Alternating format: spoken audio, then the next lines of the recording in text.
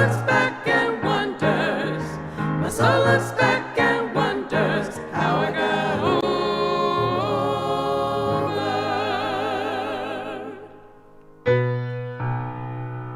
I ain't gonna let nobody turn me around, turn me around, turn me around. I ain't gonna let nobody turn me around. Gonna keep on walking, keep on talking, marching up to freedom land. I ain't gonna let nobody turn me around, turn me around, turn me around. I ain't gonna let nobody turn me around. Gonna keep on walking, keep on talking, marching up to freedom land. Ain't gonna let nobody turn me around, turn me around, turn me around. Ain't gonna let nobody turn me around. Keep on walking, keep on talking, marching up to freedom land.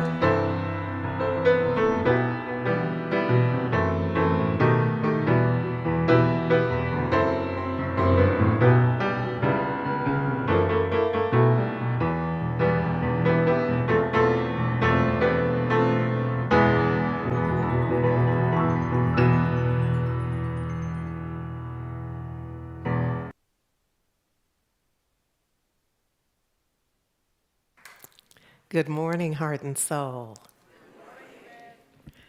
So yesterday was Valentine's Day, and I mention it because it's a day where we put love at the center. Now, we add some other stuff to it, usually in this case, but what I want to do is call our attention to this notion of bringing love to the center and just feeling into that. Yeah? And I love that day where we can choose to move beyond the commercialism or whatever else can happen with that, but to simply put love at the center is about midway to Black History Month. My prayer is that you do something with that somehow in your own mind and in your heart that you find a way to bring those ideas together. That you find a way to, in the middle of Black History Month, to just lean into love. Now, of course, you were already doing it, but maybe you lean in a little more deeply, a little more intentionally. Would that be a thing that we might just bring into our awareness and into our practice as well, yes? So we are literally celebrating 100 years of Black history as a focus. So we're lifting up Dr. Carter G. Woodson because we know that in February of 1926, that he brought forth the inauguration of a Black History Week.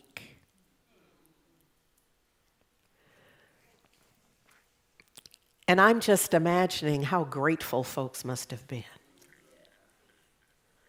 And now we are living in a time where we, dare I say, have taken for granted a Black History Month. And there's a part of me that wonders why we ever thought somebody else should have been assigned to teach it.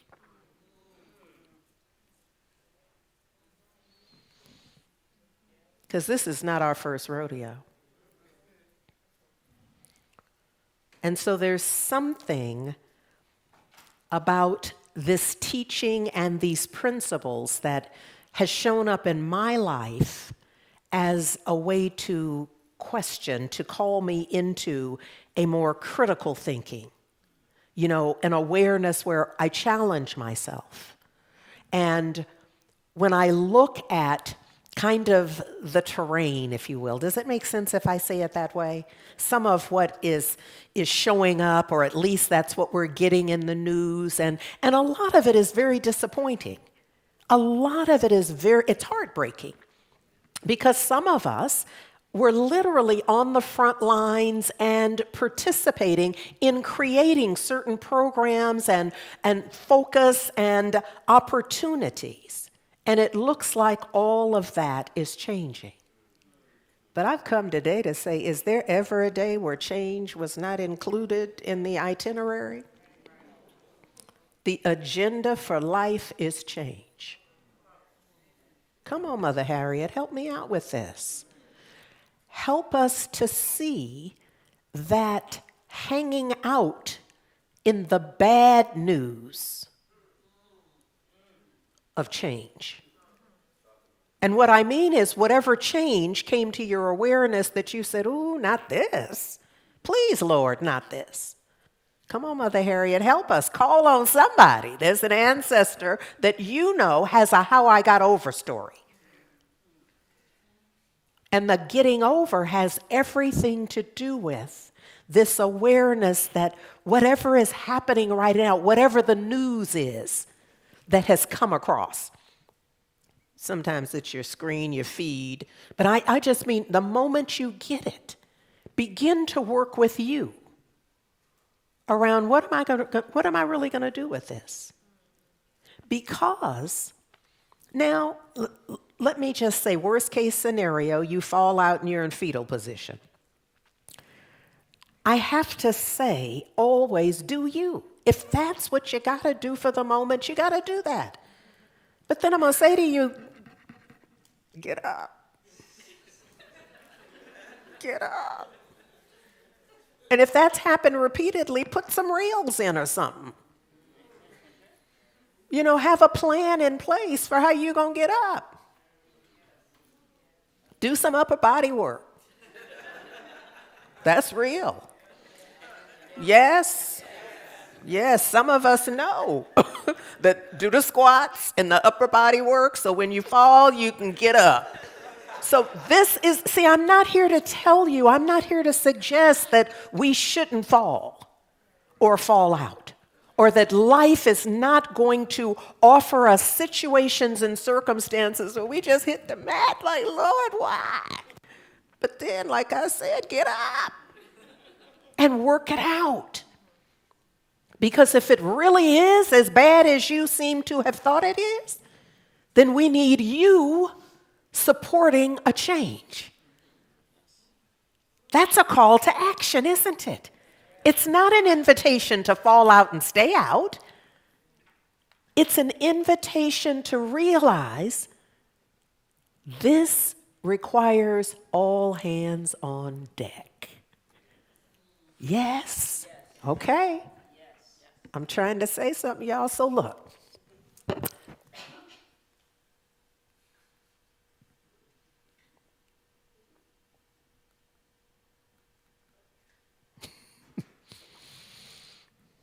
Okay, we're just going to give this a moment.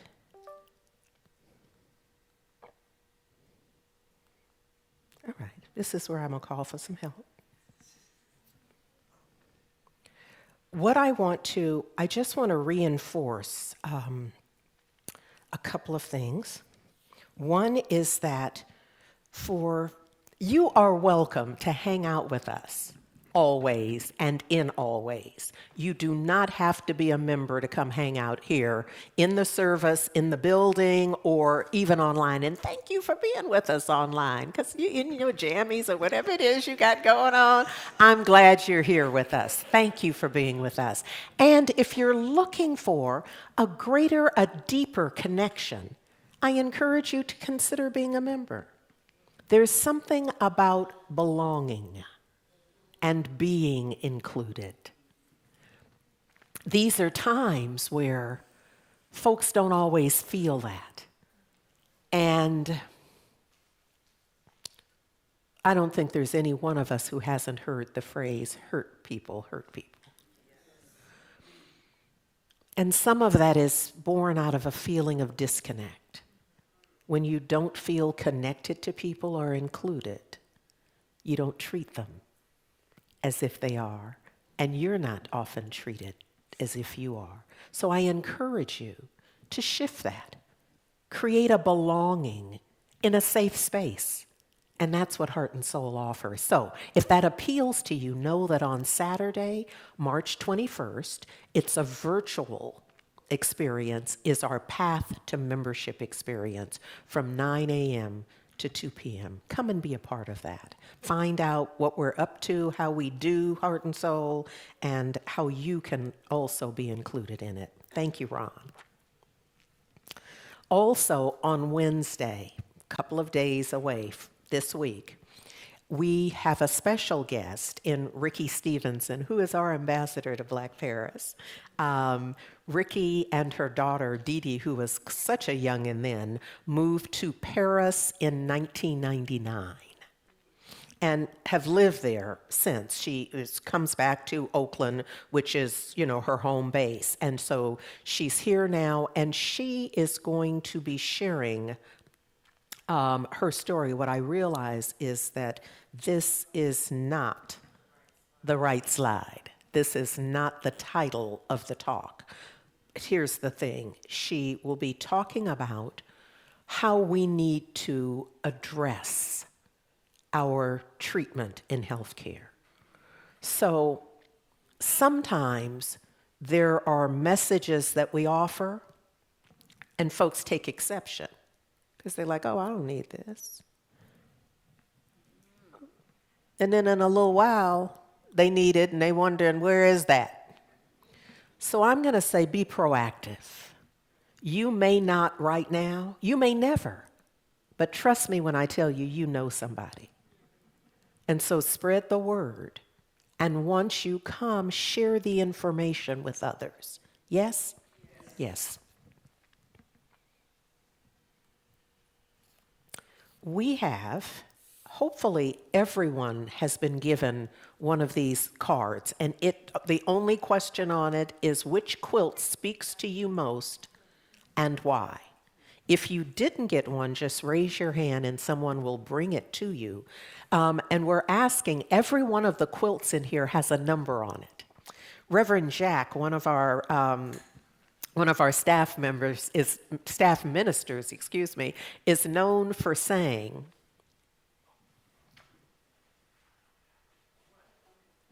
help me. What does Reverend Jack say? What did you notice? And see, I don't have a lifeline in the building. What did you notice and why did you notice it? Yes, and that helps to ground us in an awareness of not just seeing stuff and passing it, and also not just simply responding with, I like it or I don't like it. It's looking more deeply. It's engaging our awareness. So I'm going to invite you to do this. This month, in Black History Month, we are focused on quilts. And you'll see it in the decor. What I also want you to know is that we are always lifting up our stories. Our two altars here are representation of that.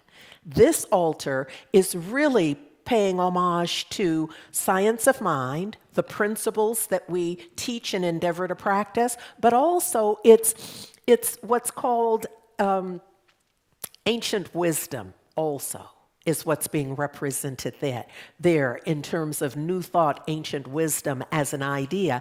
And here is truly our representation of ancient wisdom. So it's looking at indigenous practices and African origin, which as far as we know is the origin of humankind. And so that's our representation of the stories that are present in all of us as we gather. And so these quilts that are on display, some of them already have a story and were designed and created in telling that story very specifically. And others are more general. It's up to you to discern a story. It's what does it mean to you? What is it saying to you? Yes? So my prayer is that you'll play with us with that. And this is also an entree to the first Sunday in March. So on March 1st, in the afternoon from 12 p.m. to 3 p.m., we're going to be here quilting. So bring your own fabric, a piece, or we'll have some here. So if you show up and you're like, darn it, don't worry about it, you're covered. But if there's something, and each of us has something, that a piece of cloth that means something, an old skirt, there's something. It could be a napkin from the family that I don't know what it is that you might bring that has some meaning for you. But we will gather here after the Sunday service from 12 to 3, and we'll be sharing, because those quilting circles are more than about needle and thread and fabric. There's something about the community. Remember, we started out talking about belonging and being included. This is that kind of event and opportunity, yes? So we're asking that you RSVP, just so that we can be prepared and with the number of folks and all. But there's a QR code there, as well as I'm just realizing I have on the wrong glasses. Y'all pray for me. Alicia, I have readers over there. And it was just when I was going to try to read and tell y'all what the link is.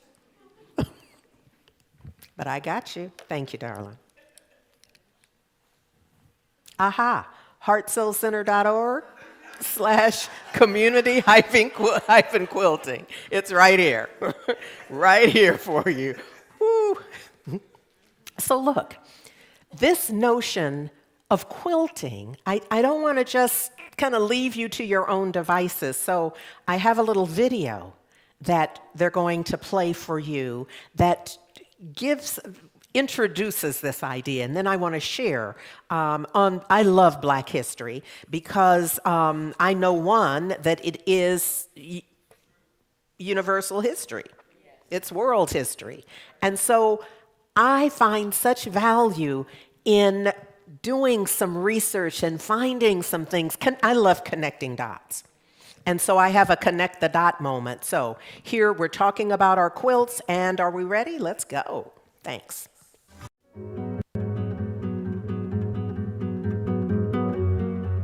Black women were quilting as part of the anti-slavery movement, as part of the civil rights movement. There are George Floyd quilts, social justice quilts. Wherever there is our history and our story, you're going to find a quilt.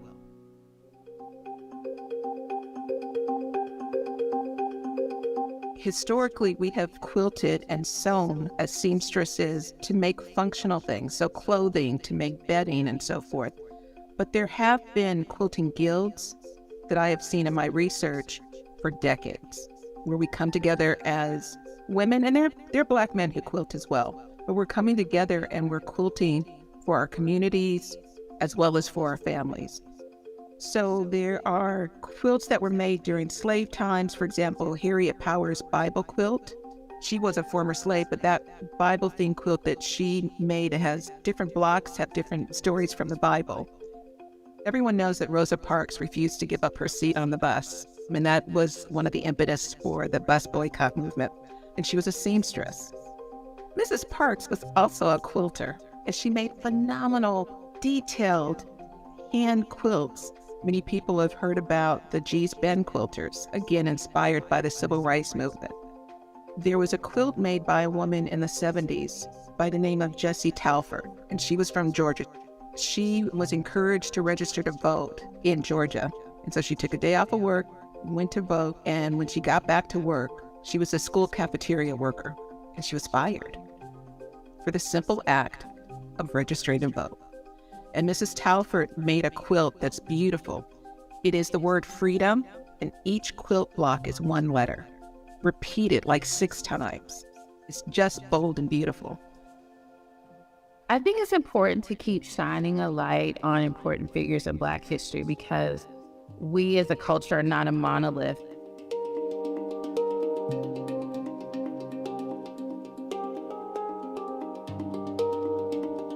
I did one of Henrietta Lacks. She just had such an amazing and tragic story, and I wanted to quote her. I put her on a blue background with white stars, and I used a red border because I felt like she was an American hero. One other quilt that I really love is the Martin Luther King and Coretta Scott King quilt that I made, and it shows a very sweet moment between them, and I just wanted to show Black love in a positive way. Another quote I'm really proud of is called Alabama Authors, and it showcases women who were born in Alabama or raised in Alabama. The quote right now is hanging in my local library. My grandmother was a quilter. She didn't do it in a fancy way. She used old clothes and she hand sewed. But those quilts in our family are so treasured, and there's so many memories. And now that she's passed on, I can still have a piece of something that she made with her hands. I'll use my grandmother's old suits and polyester fabrics in the quilts. And so that makes me feel super connected to her. And then I just share a piece of her with someone else they don't even know, but that lets her live on, another generation.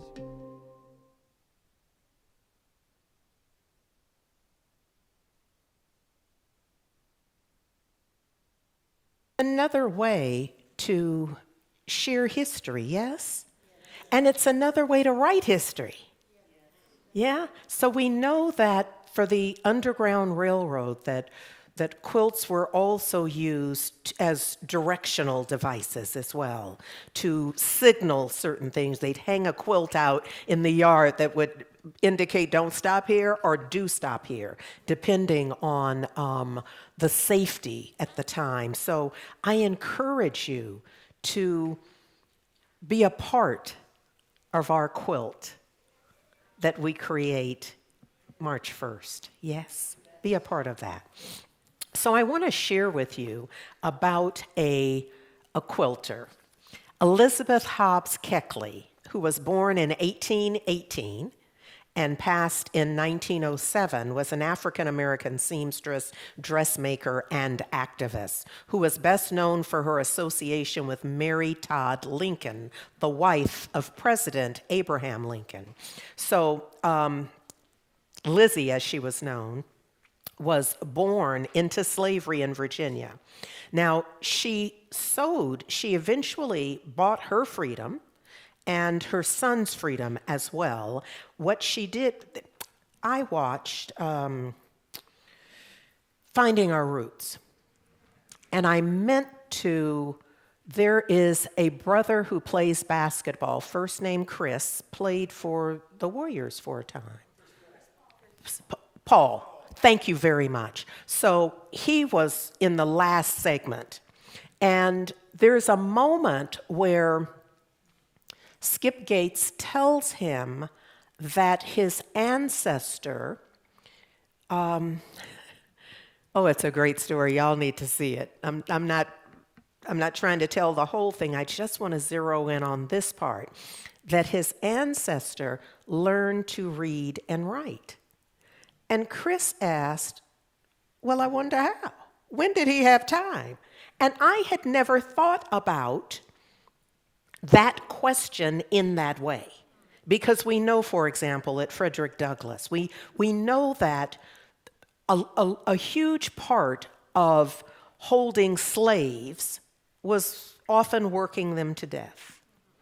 And so when someone steps forward who has learned to read and write, or is, like the sister I'm talking about, was sewing on the side to sell it, to make all of that work, pardon me, you wonder, how did they manage to get the time to do the extra so that they could have the extra money to buy their way out of bondage? And so when he asked that question, it was like you're right. So often our way of thinking is taken from our current situation, and we feel like you just get up a little earlier, stay up a little later, use your lunch break. And we haven't really applied it to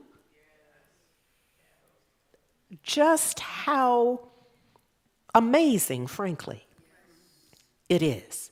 So in her case, she supported some 17 people. She was able to provide food for herself, 17 other people, and her enslaver for 2 years, all from selling her intricate quilts. And when you look at these, and if you're thinking, now people quilt using machines. But then if you can imagine, and I need you in that space, in that awareness of what the little things took just to get there. So I want to tell you that when she got her freedom, she moved to DC and she established her own dressmaking business and gained a reputation for craftsmanship and attention to detail, and began catering to wealthy and influential clients, including politicians' wives and socialites. So the way this is written is kind of like she had a web page. Like she was truly out there catering to folks. What happened was she was so good, folks started coming. And the folks who were coming were at that level because they wanted that level. So she was, in 1861, she was hired as Mary Todd Lincoln's personal dressmaker and confidant. They were the same age, by the way. And so she created numerous elegant dresses for Mrs. Lincoln and became a trusted friend and advisor. And then Sister used her position and influence to advocate for the welfare of formerly enslaved African Americans and to support relief efforts for freed slaves and soldiers, using her power for good.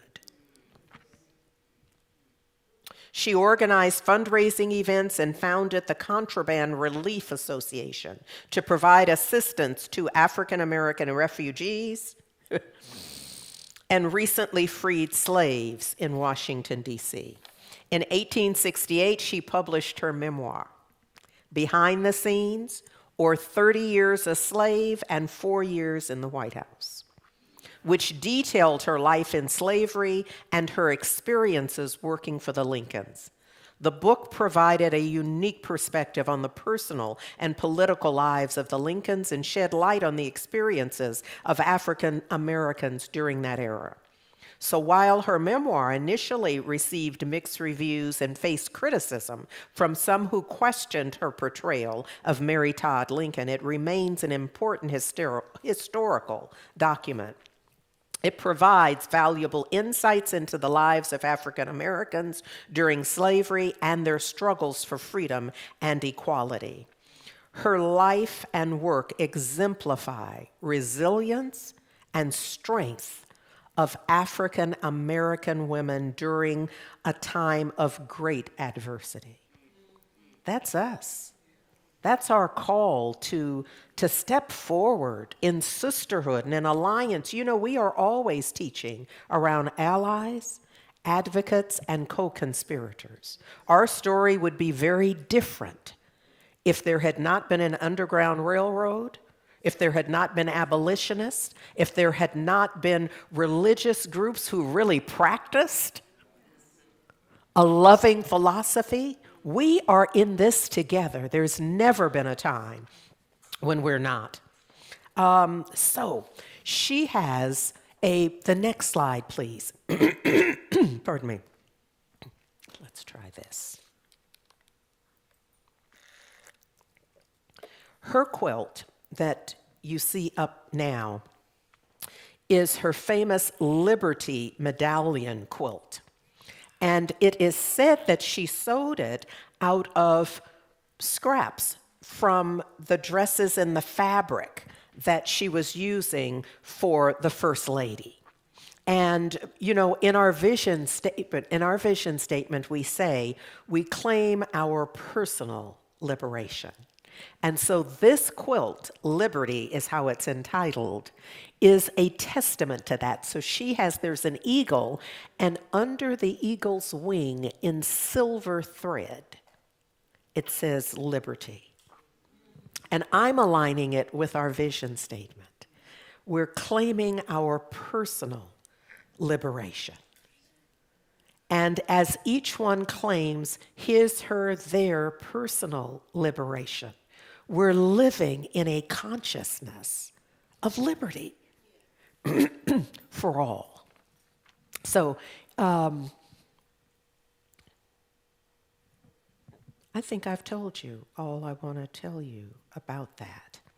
There is another quilt that is entitled Fearless. And it has the likeness you see of President Obama on the bus behind Rosa Parks. And so this is done by Sherry Shine. She created this quilt to commemorate Rosa Parks' contribution to civil rights. And she includes President Obama because she explains he too, to her, is an icon for fearlessness. So fearless is the title of it. And the technique is it's painted on whole cloth and then machine quilted.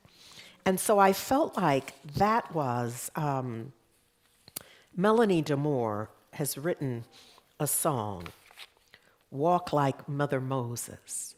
And to me, Mother Moses is also fearless. And so when I think about this notion of lifting up fearlessness, Mother Harriet comes to my mind, to present in my heart as a representation of do it anyway. Sure, it's hard. Sure, fear comes up around it. It's not that we do it from ignorance. We don't show up on the line because we don't know what that could mean. We don't know what outcomes could be engaged. We do it because we know it must be done. And if not us, who? This is Melanie DeMore. Okay, family, I expect you to sing along.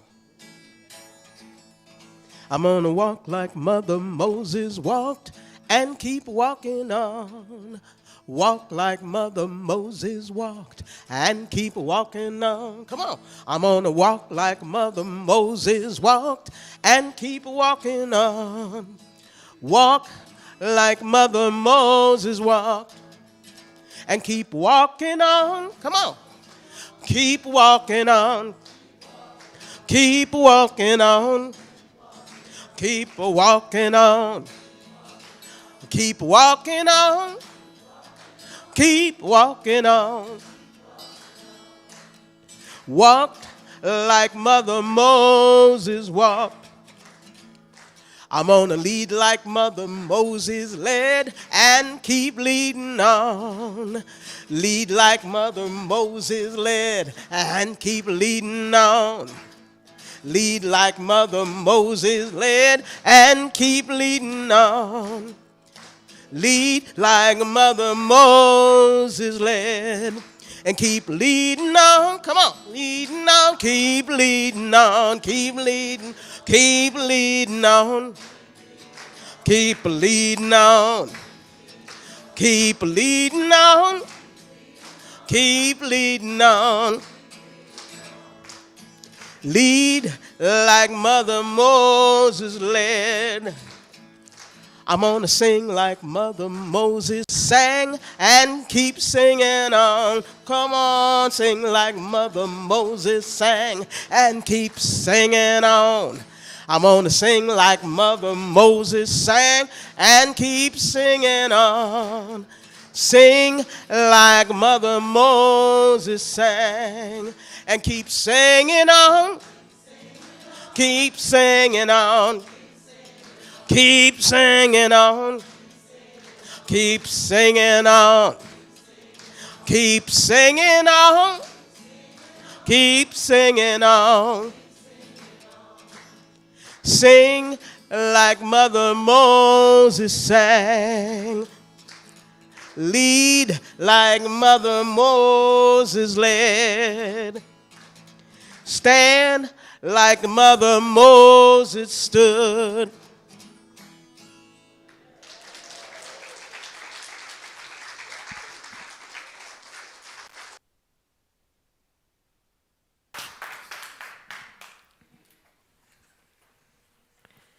Thank you, Melanie. Thank you. It's a call to the song. I love it. I absolutely love it. It invokes Mother Harriet, is Mother Moses, and it requires that we see ourselves also moving, standing, singing, leading in similar ways. This is an invitation to get in where you fit in, yes? To discern, what is it that I can be? How can I be that can make a positive difference? Yes? Yes. I love that. Thank you again, Melanie. Thank you so very much. Yes. So, you know, we are using, every year we have a daily read. And what we encourage is that folks who are hanging out with us read along. And so our read for this year is the Pivot Year. And it offers 365 days to become the person you truly want to be. So that gives us 319 more days. And I decided that every Sunday that I'm here, I'm going to help count them out for us. So now, you know, we've used some days, ideally, to plant the seeds toward the outcomes that we intend to have. And if you haven't, this is a call to get busy. So that we really, because my sense is that there's not a one of us who doesn't have a vision for a greater vision for how we want to be. Now, it doesn't mean that we are criticizing how we are now. We could be quite pleased with exactly how we are now, and we still have a vision for how we want to be this time next year. And the year after that, well, that's going to require something more than an idea about it. And so the suggestion is that we do a little something every day. And that little something includes possibly reading along with us. It includes maybe showing up here to have the community in-service experience. It could be thank you for tuning in from wherever you are because you are engaging in it as well, and we're doing our best to include you. This is a new way for doing church for some of us. There's going to be a whole generation of folks for whom this is going to be business as usual, but it ain't now. So we're doing our best to include you in ways. I love, Thomas, you as our love streamer today. I saw that the camera had moved to include so that the folks who are virtual for us are also included. I need you to make a note that we're doing all we can do to include you as best we can. So thank you for being with us, being a part of the community, and thank you for everybody who's making a difference to include them as well.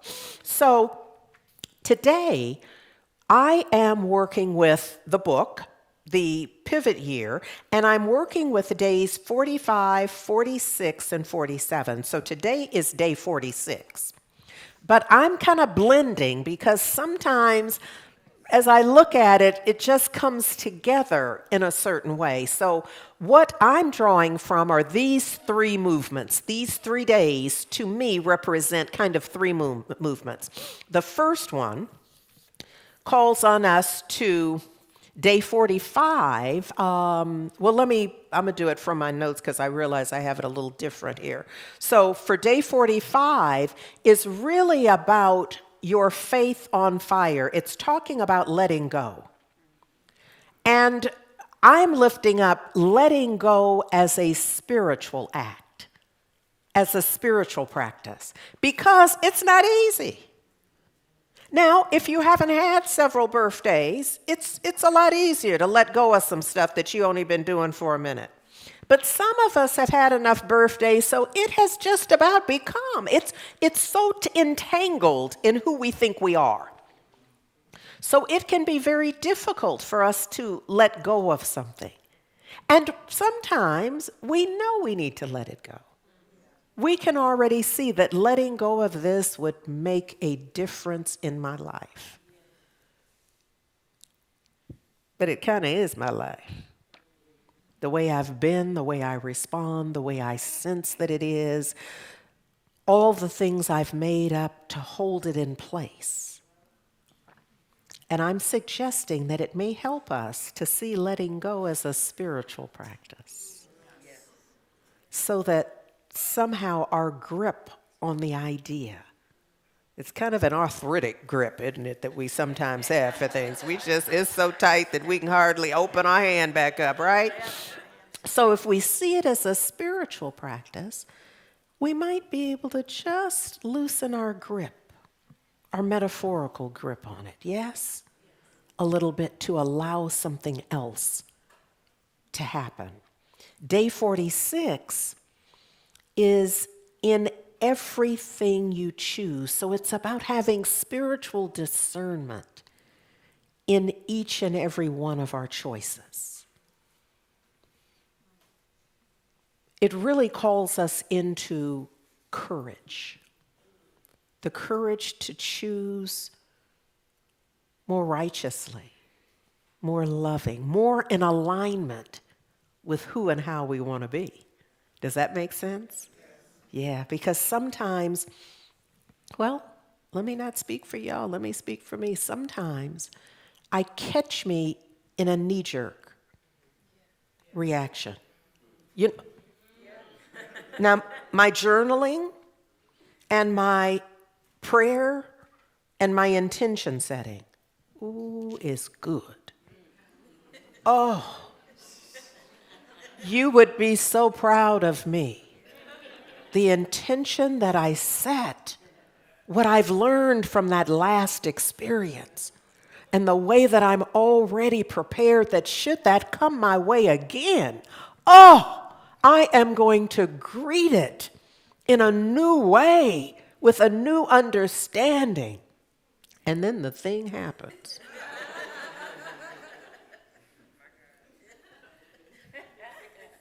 And I react worse this time than I did the other time. This, let me just say, this is not a mountaintop teaching. This is me working it out on mic a lot of the time. Why, I cannot even tell you. This has to be guidance, because who would choose to do this otherwise? So I understand how our own entrapment shows up in life. And yet, this time next year, we do not want to be there, do we? And so we'll do what we can do. I'm not pretending that having been here today, you just wipe the ledger clean. Even though there is some part to that. We set an intention, and each time we do it again. It comes up and we catch ourselves, or I catch me, and I'm like, girl, you know better. You just said you weren't going to do that. You weren't even going to answer. You already practiced not responding. When they go there, I'm just going to hold and I already have the little affirmation I'm saying on the inside. And then I hear my voice. And I'm like, you're answering. You are now part of the problem. But I know that means I got to keep going. I got to keep on doing the best that I can do in any given moment. Yes? Yes, what did Maya Angelou? We saw it on one of the slides. When you know better, you do better. And some of us will say, as we do our self-critique, but I knew better. And I'm here to say you must not have. You'd considered better. You talked about better. You journaled about better. You prayed for better, but you clearly didn't know better. When we understand that it really is done unto us, as we know and believe, because in this context, knowing and believing are intertwined in that. And it's out of that that our life is unfolding. Is this making sense? Yes. Okay. So for tomorrow, her writing is, Brianna Wiest's writing is, do you know, she's asking us, how many perfect moments are unfolding before your very eyes? She's inviting us to lean into the good.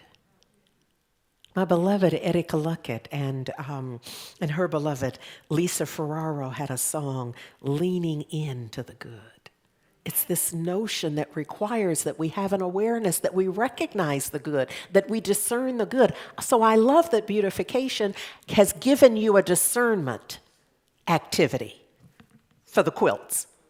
To look at it and see what you see. Not just, oh, that's pretty, nice colors, but what do you see? So this call to lean into the good, to awaken to the good, requires that hone your discernment, that you practice discernment, that you get so good at this that you can recognize the good in everything. Not as a rush to judgment, because I think that's where we mess up what we're working on, is if we think that we can't have the authentic experience of whatever's happening, or we think is happening, because sometimes what's happening is not really happening. You just thought it was happening, and so you're so deep in it that it really did happen to you, but it ain't really happened in life.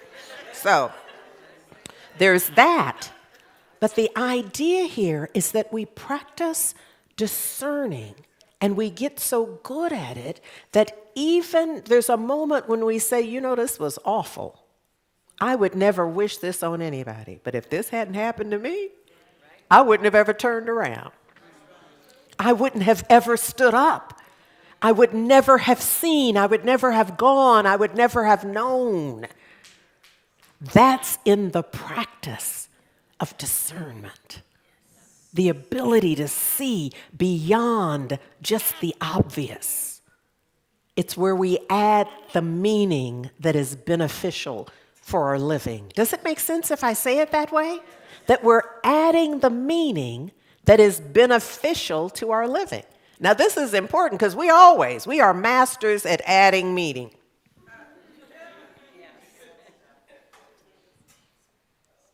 She looked at me. Are you sure? Yeah, and it meant, really? You that good? You that good at looking at other people and discerning what their look means? You don't even know what your look means. I'm just saying. Because you know when you add, I'm just saying, you can pretty much say anything. Mm-hmm. So look, this notion of three movements is, here's what I'm prayerful that you'll get as a takeaway, is that it's important for us to master release. And in our mastery of release, it's also expanding our awareness that something greater awaits. And the timing of this is important, because if you get so caught up in the... I just saw in my mind's eye. I have a very vivid imagination. So I just saw in my mind's eye, you know, when you're hanging on to somebody's legs and they just they trying to move on. And you're like, no, don't go. And sometimes it's not a person. You know, it's a job. It's what we know for sure, whatever it is, it's familiar. We're just hanging on like, no. And to a person, there's a time on the other side of all of that where they are like, thank you, God. Thank you that they left, that I let go, that it was removed, that...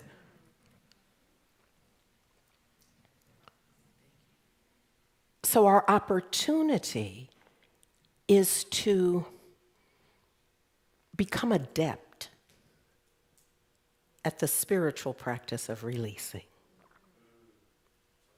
Yeah. I know you're not ready to drop it like it's hot yet, but just to develop some adeptness at letting go, at releasing, and simultaneously at the same time tuning into the greater that awaits. There's something about the timing of that.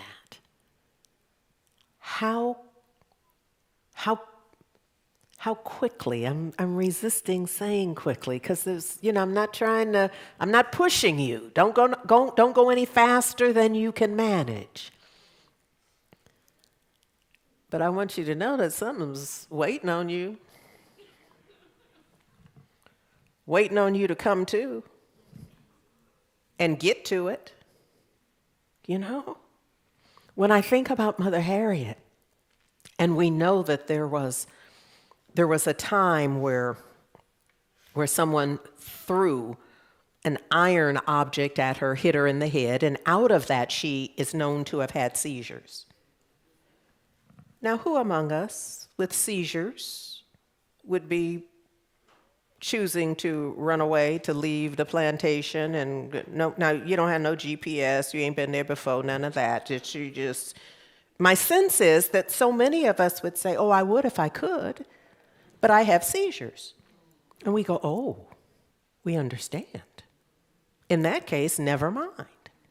But I'm so grateful that for all of the folks that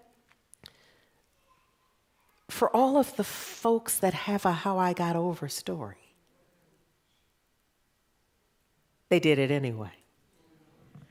Whatever it was that many of us would have held as a perfect reason, and we would have agreed with them. Well, if you have seizures, then you're excused. She was like, No.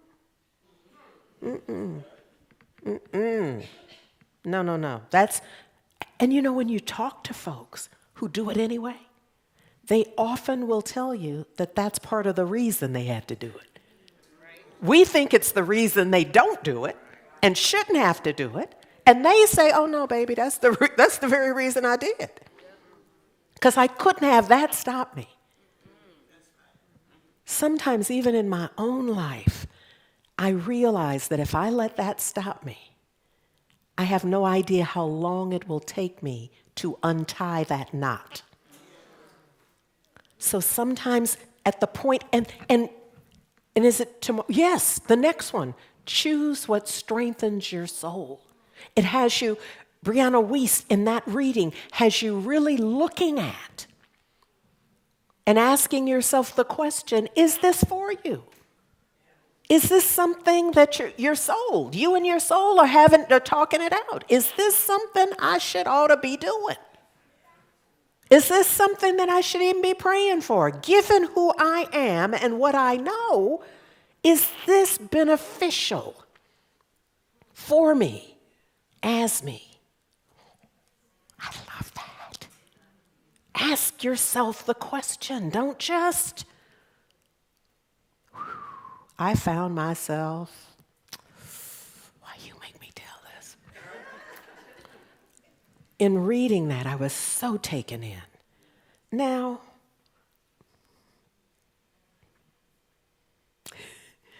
and I did what y'all do a lot. Y'all sit here, don't you? And I'll be in the talk, and you're like, ooh, so-and-so needs to hear this part. And I'm here to tell you, so-and-so ain't here. This is for you. Well, I was reading this, and I kept seeing so-and-so. Ooh, so-and-so need this part. Could I just send this to so-and-so? And then I heard me say, yeah, but you the one reading it. All that energy you using about so-and-so, pour a little bit of that on you. So-and-so may be going to get it from you, but not till you get it. I'm just saying. So look, then number 3, is awaken to the good already present for such a time as this. Because no matter how hard it is, how difficult, how ugly, how crazy, how whatever it is we are saying to each other, there's the good that we are stepping over to focus on what isn't. So I'm not inviting you to denial. I'm not inviting you to act like it's not. I'm saying that you got to figure out a way to work and simultaneously at the same time, you are blessed beyond human measure. Come on now. Yes? So all of that you have delineated is happening, has happened.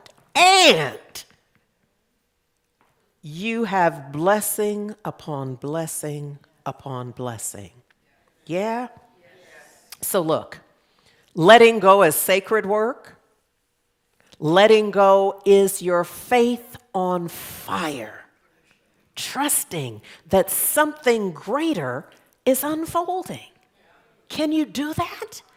Yes. Say, this is hard right here, but where's the pony? You know, there's a good part. I know there's something. Why? Because I've never been abandoned.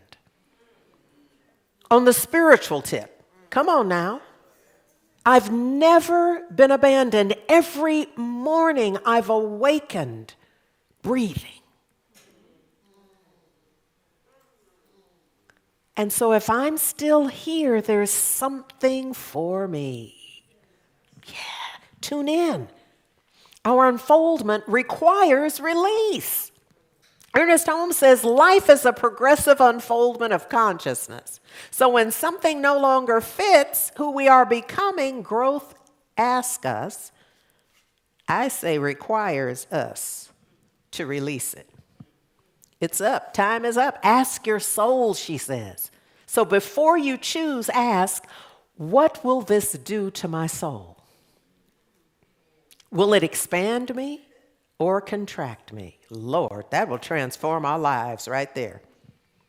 Will it align me or will it drain me?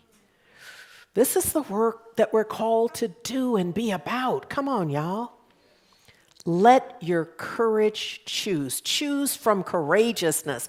All of the stories and the people that I lift up and share about have allowed their courage to choose. Ernest Holmes says there is a power for good in the universe and you can use it. This is one of the first things that drew me to this philosophy, to this teaching, because I was like, yeah, let me test this out. And I'm here to say, show enough. But you got to get in. You can't just be on the bench. It's to get in the game. There's a power for good, but you won't know it till you use it, till you engage it, till you believe in it. Does this make sense? So the good is there, but until we tap into it, until we're on the same wavelength with it, does that help if I say it that way? Until we're at the same kind of vibrational level of the good, the power for good, we could walk away not knowing it's there. But it's there. And I encourage you to begin to use it from a mindset of it's there. It's there for me to use. That's the purpose of it. Spiritual maturity, means choosing in consciousness what we would otherwise be required to choose in pain. It's a now or later, isn't it? So I make the choice, or it can be a forced choice moment. You decide. Go kicking and screaming,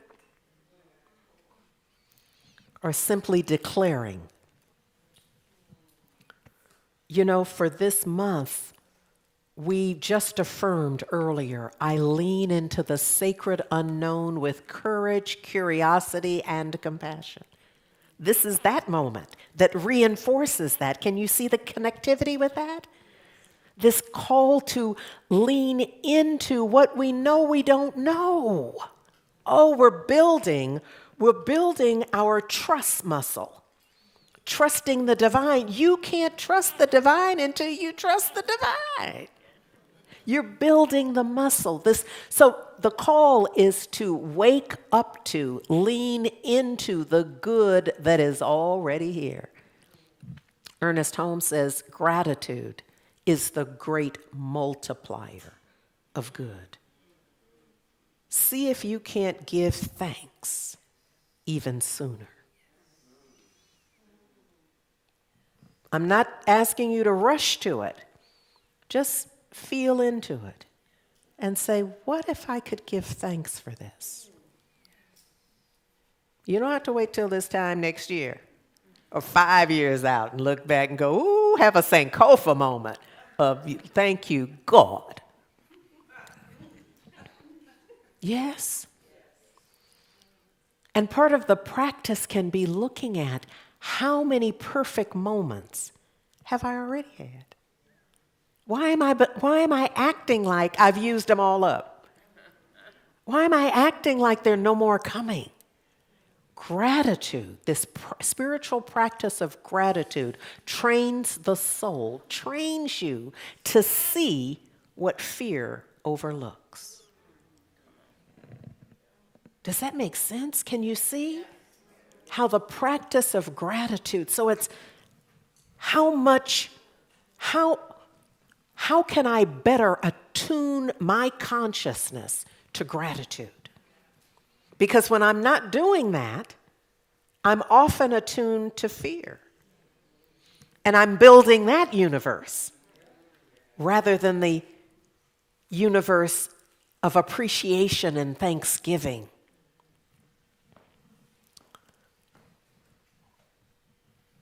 Our faith on fire. That's the call. To see if you can't just be available to that, to release with courage, to choose with wisdom, to awaken with gratitude. I'm going to invite you to say this in closing, to say this with me. The line that's in bold on the screen at the bottom. There is a greater life unfolding through me, and I trust it. Yes?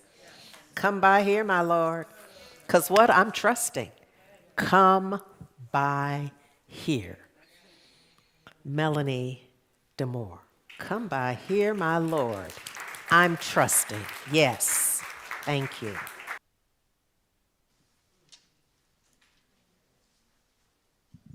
I understand it might be hard to hear the guitar. Can you hear that? Is it coming through? Excellent.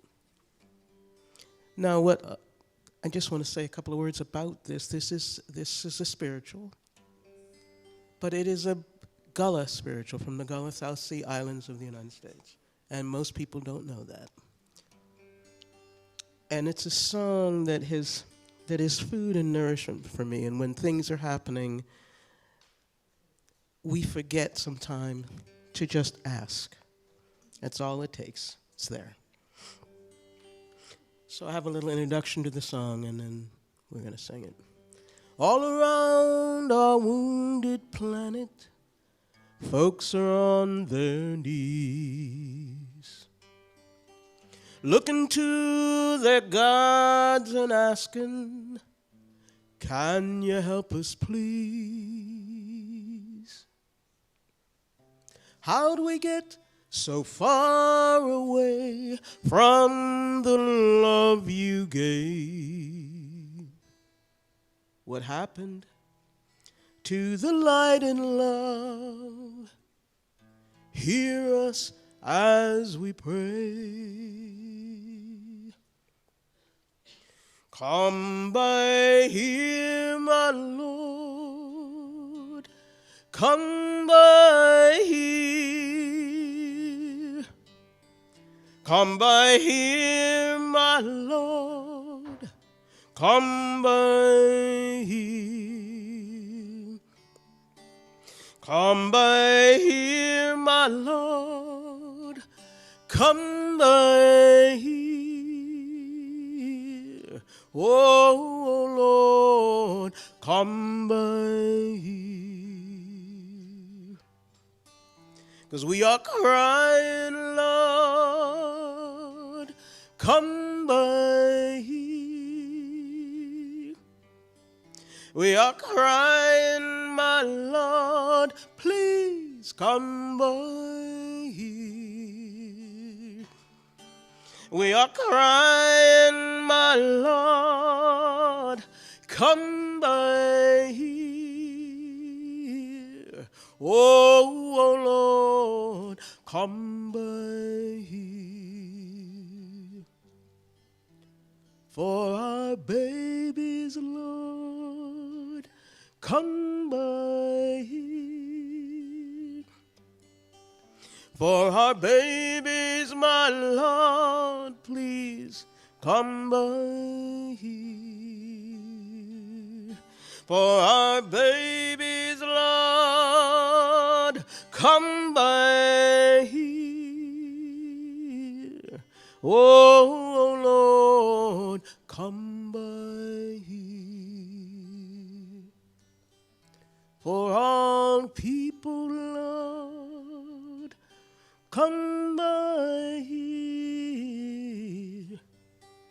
For all people, my Lord, please come by here. For all people, my Lord, come by here. Oh, Lord, come by here. Oh, Lord, come by here.